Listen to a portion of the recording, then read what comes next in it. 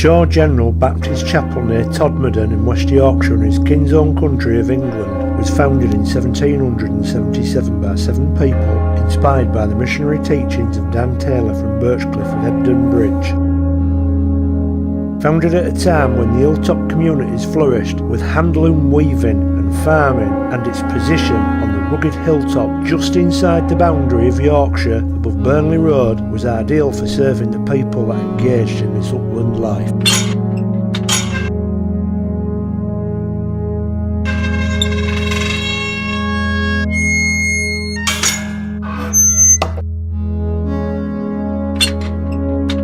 The original structure of the chapel was built on a plot of land just 29 yards by 16.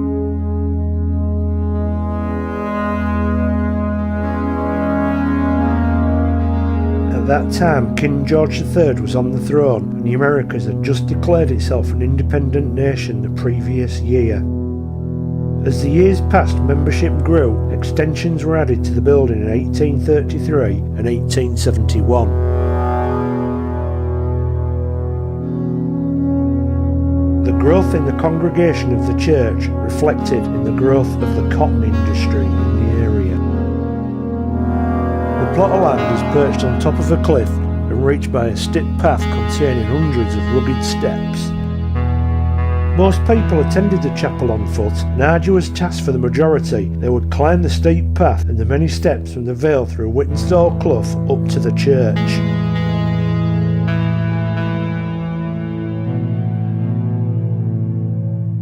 The extensions in 1853 and 1871, at which time the original pot was quite small, it added, so the extensions included a Sunday school with 5 classrooms, a lecture room, farm college, drinking fountain, and a cemetery was also added. All baptisms were conducted in the open air in the stream at Whittenstall Bridge, which lies at the bottom of the long steep path leading up to the church. These open air baptisms were held in the morning, with the candidates walking in procession starting at 8:30 a.m. and then afterwards back to the schoolroom for a meal.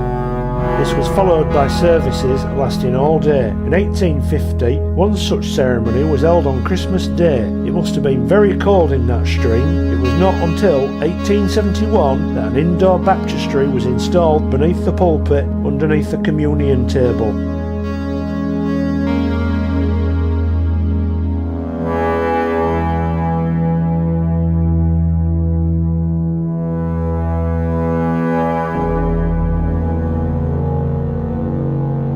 In 1864, the church was solemnised for marriages, first one being between Aaron Greenwood and Mary Ann Southers. Perhaps its isolated position, a wild, uncultivated and obscure place responsible for the independent spirit and the community feeling with which the church at Shaw has always stood. Local people gave loans, but this money, plus interest, had to be repaid. The church was also used to punish wrongdoers who had to appear at the church services to profess penitence and ask for forgiveness. Those who showed no remorse were excluded. Church membership grew during the time of the longest serving minister, Reverend J. Midgley, who was a pastor from 1819 to 1844. This was at a time when the population of Todmorden increased rapidly. 100 years after this small beginning, Shaw had become a huge influence on the local life. There had been a Young Men's Mutual Improvement Society since 1868, formed to improve the heart and mind and to train young men in public speaking. Many members eventually became local preachers.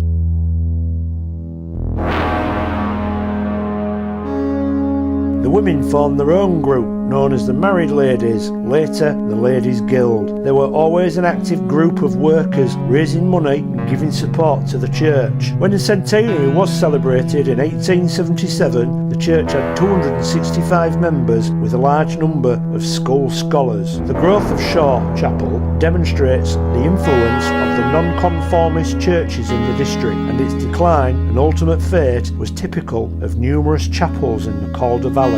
By the time of the bicentennial celebrations took place in 1977, the chapel itself was considered unsafe, having closed in the previous decade of the 1960s. Services were already taking place in the Sunday school building. The rugged situation and the large cemetery remains impressive, and it is not too difficult to stand there and imagine the influence this place had on the community for around 200 years. The burial ground is large and now it is mostly unmaintained and contains over 1,500 interred bodies. 6 of them are war dead from the First and Second World War. Sadly, the church suffered, as others did, from dry rot and ceased to function.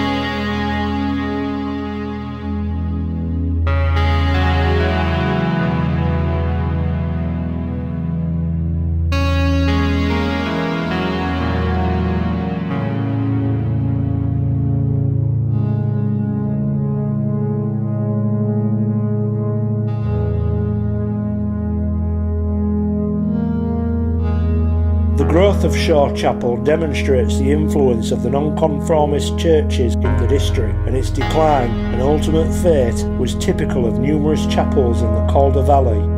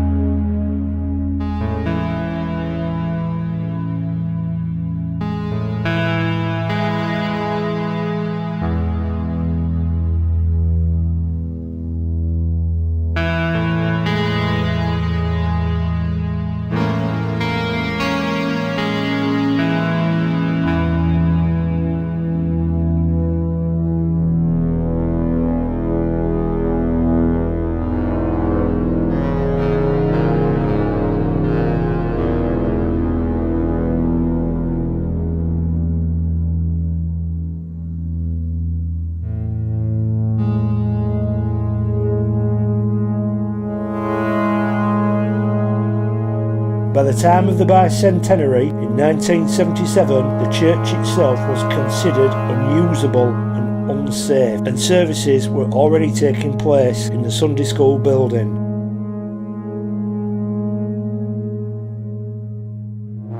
And the burial ground is largely unmaintained.